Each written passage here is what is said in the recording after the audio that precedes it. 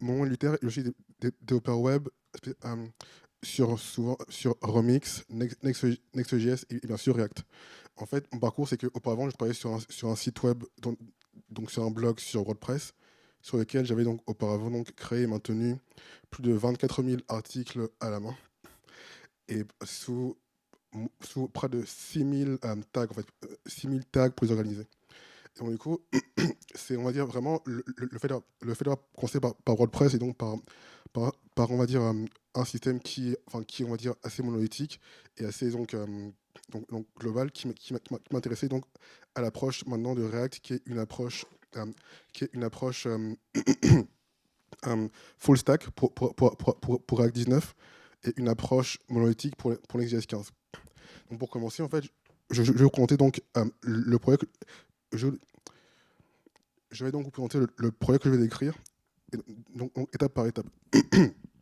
C'est une page qui est une sorte de CRUD où on crée donc, enfin une sorte de journal en fait, où on crée donc des moments qui sont composés d'étapes. Donc il y a du coup 3 vues sur la page en question. Il y a la vue créée qui est celle-ci. Il y a la vue read qui est celle où donc on voit l'intégralité des moments créés. Il y a la vue edit où on peut donc modifier un moment. Et donc là on voit que on a un moment qui donc est rempli avec ses champs remplis et ses étapes 1, 2, 3. On peut d'ailleurs modifier comme ceci. Alors, je retourne donc d'abord sur la liste des moments. Et donc, maintenant, je vais donc créer donc un moment. Avant de le créer, d'abord, donc, je pars sur... je lance la confirmation pour voir ce qui se passe si je le confirme à vide. En le confirmant, mes erreurs donc s'affichent. Je peux aussi donc les dismiss en cliquant ici. Maintenant, donc, je vais commencer à remplir mes champs, en commençant par celui-ci. Ensuite, je prends l'information ici pour remplir le champ d'activité, pour remplir dorénavant le champ des objectifs. Je laisse indispensable à false et je remplis le champ des contextes.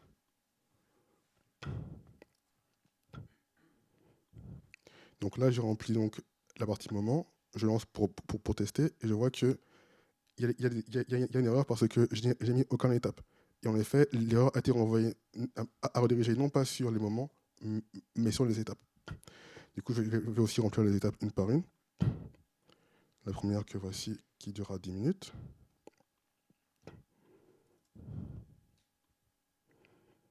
La deuxième que voici, que je vais modifier pour qu'elle puisse en durer 20.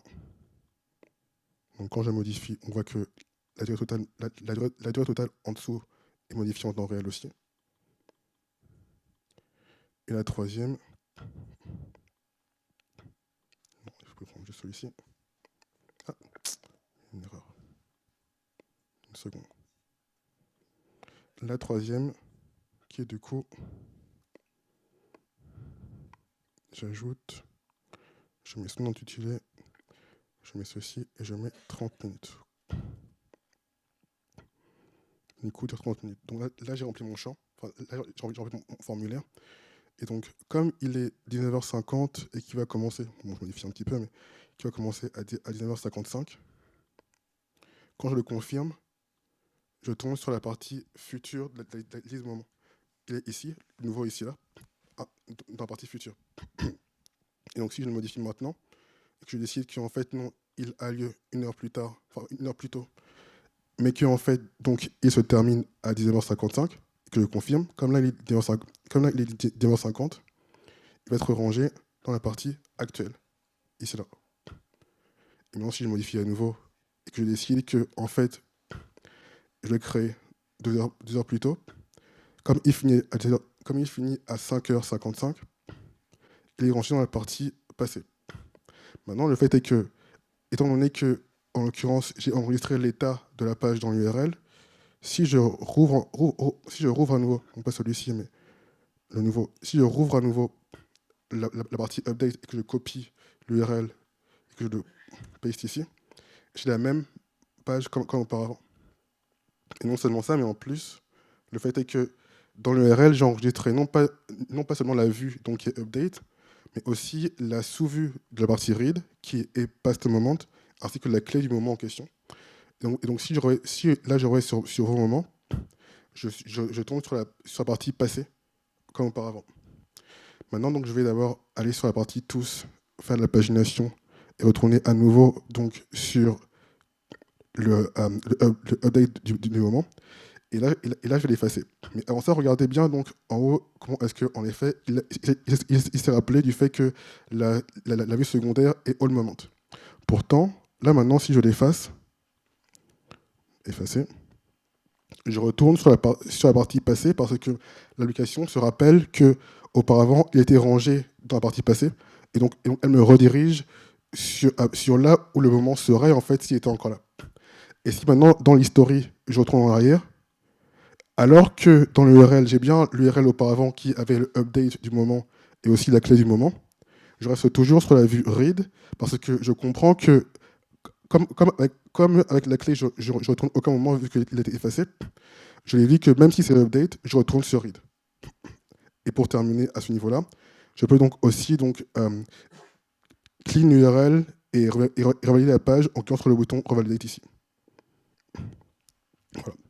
Donc maintenant, en fait, ce que je veux vraiment, ce dont je veux vous parler, en fait, est par rapport donc à React 19.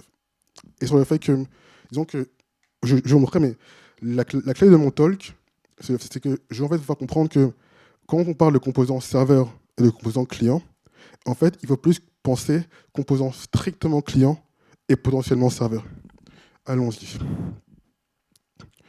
Donc, à l'origine, la page que j'ai, qu'est-ce qui est, non pas celle-ci, mais Moment One. La première version donc est composée en fait de deux composants principaux. D'ailleurs, on peut les voir ici dans les DevTools. Ils sont du composant Moment Page qui est la page et du composant Main qui est la partie client de la page. Le fait est que en fait, sous Next.js, les composants sont par défaut les composants serveurs. Et donc par conséquent, un composant client en fait doit être explicitement client en étant marqué, comme pour le cas de main, par la directive use client. D'accord, bien sûr. Je suis désolé, mon équipe. Un peu moins quand même. Ouais, comme ça c'est bon. Ok. Par la directive que vous voyez ici, qui est use client. Donc, par rapport à use client, ce qu'il faut comprendre, c'est que tout composant, avant le paradigme des React Server Composants, dans l'appareil de... donc, tout composant précédent sous le paradigme des React Server Component est un composant client. Mais c'est juste que dans le paradigme de React 19, il faut donc, pour les dissocier des composants serveurs, les explicifier comme les composants clients. Par conséquent, ce qui se passe, c'est que sur la page en question, en fait, j'ai ma page, donc mon affichage, que voici, qui est entièrement client, mais par contre, la page en question est l'enfant de son composant serveur. Et c'est sur ce composant serveur-là que, en fait, je fais tout ce qui est les reads et les writes, je retire la liste et je crée les actions pour ensuite, donc les voici, mais c'est pas important, pour ensuite les passer tout en bas comme des props au composant client. Donc c'est vraiment pour dire que la première étape à faire pour pouvoir, on va dire, harness les composants serveurs, c'est prenez votre page telle qu'elle, marquez là la directive client, et ensuite, tout ce qui dans votre page parle avec le serveur, mettez-les sur la page serveur et envoyez-les comme des enfants sur la partie client. Donc vraiment, ça c'est la première partie qui est vraiment de vraiment, on va dire, séparer la logique du code. Ce qui est affichage, pour commencer, il faut le laisser sur le client. Et ce qui est logique de serveur, read, write, mettez-les sur le serveur, pour commencer. Ensuite, donc, donc c'est ainsi qu'on peut voir dans les React DevTools, ici en bas, je ne sais pas si c'est assez grand. Non, c'est un peu petit, je vais essayer de les agrandir si possible. C'est en bas, mais c'est ici là. On voit donc que la moment page est en effet serveur et que le main, lui, est client. Il n'a pas de serveur, il est client. Donc, après ça, donc, du coup, disons que bien qu'on a fait un premier travail qui est de mettre tout ce qui est, en gros, serveur sur le serveur et tout ce qui est client sur le client, maintenant, les serveurs composants ne s'arrêtent pas là. Ils peuvent aussi, en fait, traiter l'affichage directement depuis le serveur. Et donc, pour ce faire, là, comme vous voyez, donc,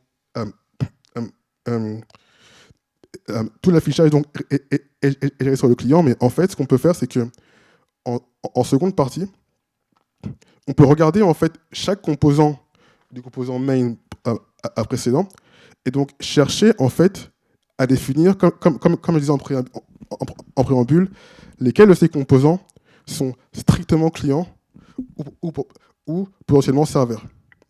Et ainsi, comment définirais-je un composant strictement client? C'est un composant qui, en fait, utilise soit des hooks, soit des event handlers, soit des listeners, plus ou moins tout ce qui au final, traite avec le DOM. Tout ce qui vraiment, on va dire, traite, on va dire, de ce qu'est la page hors du serveur. La page telle que le client la reçoit. Donc là, en l'occurrence, main tel qu'il était auparavant, avec son late view, side view qui est un useState, est forcément un composant client. Donc par conséquent, main est un composant strictement client. Par contre, si je descends, je peux retrouver viewWrapper qui, lui, n'a franchement aucun useState, rien de tout ça, il a vraiment que l'affichage. Et donc lui, c'est un composant potentiellement serveur. Et donc, en le savant chacun de ces composants, on peut décider que bon, on peut ainsi donc en créer deux fichiers différents, un dans lequel on ne met que les composants qui sont strictement clients, et un où on ne met que les composants qui sont potentiellement serveurs. Donc, par exemple, le voici. Là, maintenant, j'ai donc un fichier, enfin, le fichier donc, où j'ai mis les composants qui sont potentiellement serveurs. Et donc, dans celui-ci, on retrouve, avant cela, on retrouve donc le header, qui n'a aucun useState. On retrouve SideViewButton, qui, même s'il prend un SideView et un SetMoment, n'est en fait qu'une passerelle, mais n'en crée pas. Donc, en fait, on a vraiment que des composants qui sont juste des passerelles ou de l'affichage. Par contre, sur la partie client, là, c'est ici, une seconde, qu'on a vraiment les composants qui sont strictement clients. Et qui, du coup, ont un useState, ont des hooks. En fait, c'est vraiment sur ce fichier-là qu'on house, en fait, tous les composants qui ne peuvent que être clients. Et donc, ça permet, en fait, ça permet d'avoir une visibilité, en fait, sur le code pour dissocier, en fait, les deux types de composants. En ce faisant, après, ce qu'on fait, c'est qu'on exporte le fichier, donc on exporte le fichier client et le fichier serveur l'un à l'autre en tant que namespace, comme vous le voyez ici, que j'appelle local client component et local server component, de sorte que dorénavant, lorsqu'on recompose tous ces composants, sur chaque page, on puisse savoir clairement lesquels sont clients et lesquels sont serveurs. Donc ici, par exemple, si je descends donc ici là, en fait, j'ai créé un composant default pour la partie serveur qui est le server core, donc vraiment le cœur serveur de la page, dans lequel qui lui en fait retourne le local client default, qui donc lui est le cœur client de la page.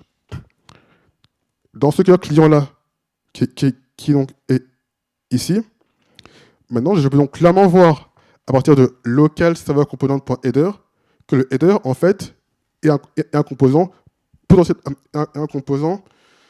potentiellement serveur. Je peux aussi voir que le divider, qui est un global server component.divider, est potentiellement serveur. Et qu'en fait, il n'y a plus que main dans le client core qui, lui, est et un composant strictement client. Et donc, à partir de ça, je peux commencer à réfléchir à comment est-ce que je peux refactoriser mon code pour que le header et le divider se retrouvent sur le client. Le fait est que, en réalité, cette refactorisation dépend de chaque projet. Mais tout du moins, la méthode donc, pour pouvoir clairement dissocier ces composants serveur et client peut être appliquée à n'importe quel projet. Là, en l'occurrence, pour ce projet-là, comme c'est vraiment la vue et le moment qui forçait auparavant le code à être sur le client, vous l'avez vu auparavant dans ma première version que j'ai montrée, j'ai mis la vue et le moment dans l'URL. Et c'est ainsi que, si moi je retourne donc sur la page elle-même, je suis parti d'abord donc d'une page où il y avait seulement moment de page qui était sur le serveur à une page, celle que j'ai montrée auparavant dans le code où on a, j'agrandis ça, où on a en bas ici là, moment de page sur le serveur avec aussi serveur core sur le serveur et ensuite tout le reste client core est sur le client. À dorénavant, une page plus avancée où cette fois-ci,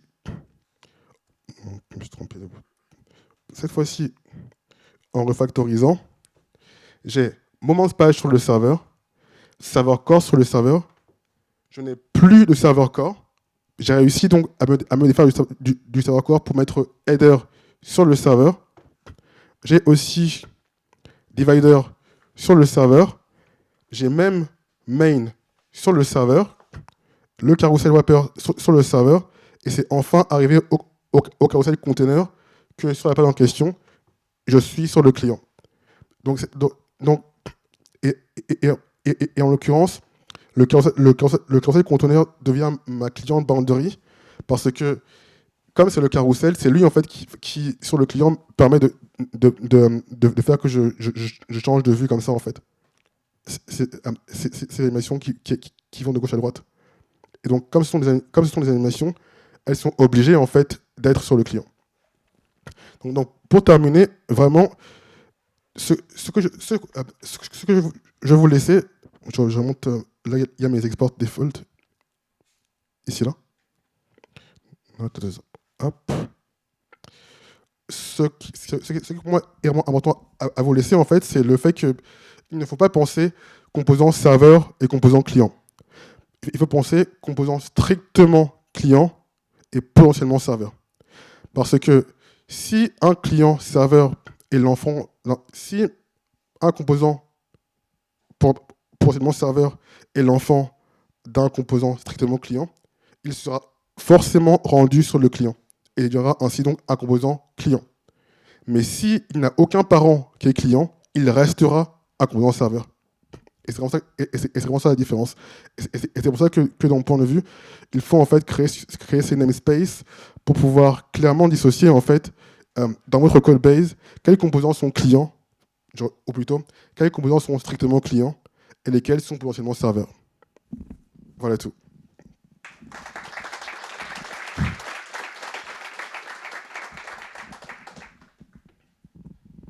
Merci. Est-ce qu'il y a des questions ?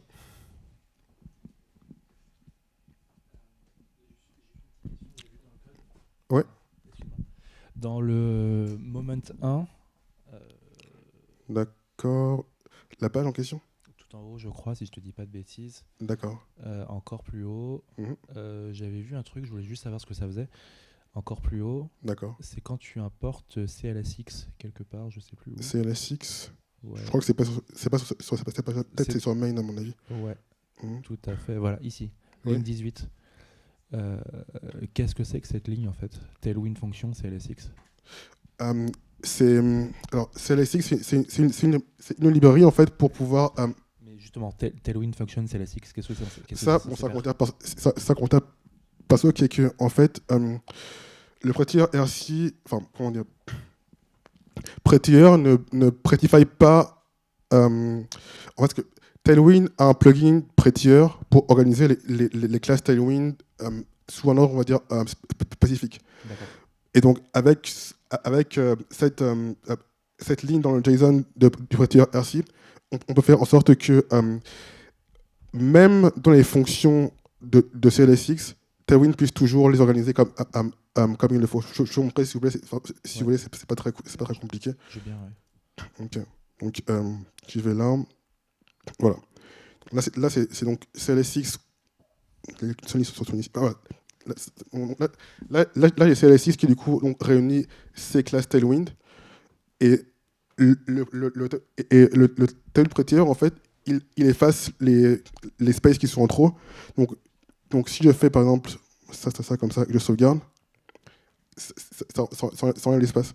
Mais normalement, en fait, ça ne marche que sur des sur les preuves comme class name, en fait. Mais avec à ce que j'ai mis en haut, en gros, ça fait que ceci marche même dans les fonctions que ceci marche même dans les fonctions CLSX.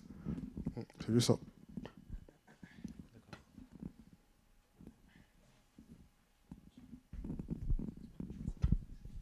Merci. Est-ce qu'il y a d'autres questions?